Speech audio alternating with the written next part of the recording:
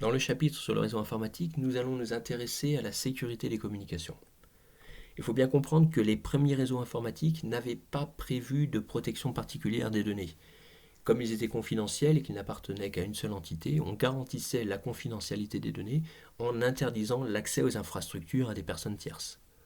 Dans le contexte actuel, ce n'est plus du tout valable puisque les réseaux sont devenus tellement grands qu'ils appartiennent forcément maintenant à plusieurs entités lors d'une transmission et on ne peut plus imaginer qu'il n'existe pas à un moment ou à un autre la possibilité à un hacker d'intercepter ces données, soit au niveau de périphériques intermédiaires comme les switches ou les routeurs, soit au niveau des câbles ou au niveau des transmissions sans fil. Ce hacker va récupérer l'intégralité des communications qui se trouvent à l'endroit où lui est positionné et peut notamment récupérer des données confidentielles comme des mots de passe dans l'illustration qui est donnée ici. Alors plutôt que de remettre en cause complètement l'infrastructure des réseaux, il a été décidé de rajouter une couche supplémentaire qui est une couche de cryptographie. Et l'idée est la suivante, c'est que avant même d'envoyer les données sur le réseau, les données vont être transformées sous une forme inintelligible pour un éventuel hacker qui intercepterait les messages intermédiaires. Par contre, côté réception, on va avoir le moyen de retrouver les données d'origine dans leur intégralité. Alors au niveau du vocabulaire, les algorithmes qui sont mis en œuvre côté émission, côté réception, sont les algorithmes cryptographiques. Ils effectuent un codage. Ce codage est donc nécessairement réversible puisqu'il faut être capable de retrouver les données d'origine. Mais qui dit irréversible dit aussi qu'il est possible, il est toujours possible qu'un hacker avec suffisamment de ressources, avec suffisamment de temps, puisse peut-être lui aussi retrouver les données d'origine. Donc il y a un problème de sécurité qu'il va falloir prendre en compte.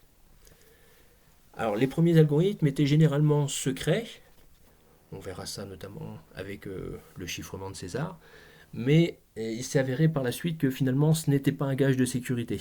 Et actuellement, c'est même complètement l'inverse, c'est que les algorithmes utilisés pour faire du chiffrement sont publics, complètement publics. Par contre, ils dépendent d'un paramètre qui lui est secret, qui est une clé. Et c'est cette clé qui assure maintenant la sécurité des données. Plus cette clé est robuste, plus l'algorithme, en tout cas les données, seront sûres. Alors au niveau des actions, selon les acteurs qui sont mis en jeu, on dit que l'expéditeur chiffre le message, il chiffre les données, alors que le destinataire déchiffre le message. Côté expéditeur, on pourrait dire aussi qu'il crypte le message, même si le terme chiffré est plus adapté. Par contre, celui qui décrypte le message, ce n'est pas le destinataire, mais c'est le hacker. La différence entre déchiffrer et décrypter est que pour déchiffrer, il faut connaître la clé de déchiffrement, alors que pour décrypter, on ne la connaît pas et on essaye de casser le code. Les algorithmes, eux, sont classés généralement en deux familles distinctes. La première famille ici, c'est la famille des algorithmes dits symétriques ou à clé partagée. Dans ce cas, la clé de chiffrement et la clé de déchiffrement, soit elles sont identiques, soit on peut déduire facilement l'une quand on connaît l'autre. Et du coup, se pose ici la difficulté de distribuer la clé entre l'émetteur et le récepteur, surtout si on ne dispose que du réseau informatique qui, par nature, on l'a dit, lui n'est pas sûr. Donc, comment échanger ces clés entre l'émetteur et le récepteur alors qu'on on a un réseau qui n'est pas sûr. Alors il existe une deuxième famille d'algorithmes qui sont les algorithmes asymétriques pour lesquels cette fois-ci la clé de chiffrement et de déchiffrement ne sont plus du tout liées. Et il est théoriquement impossible de deviner la clé de déchiffrement même si on connaît la clé de chiffrement. Alors c'est une propriété très intéressante, mais regardons d'un peu plus près sur quelques critères la différence entre ces deux familles d'algorithmes.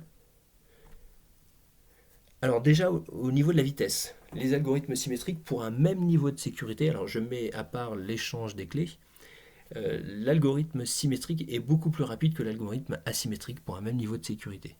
Ça veut dire qu'avec un algorithme symétrique, on va pouvoir chiffrer des messages beaucoup plus longs, des grandes quantités de données, alors que les algorithmes asymétriques ne s'utiliseront que très peu, ou en tout cas uniquement pour des faibles quantités de données.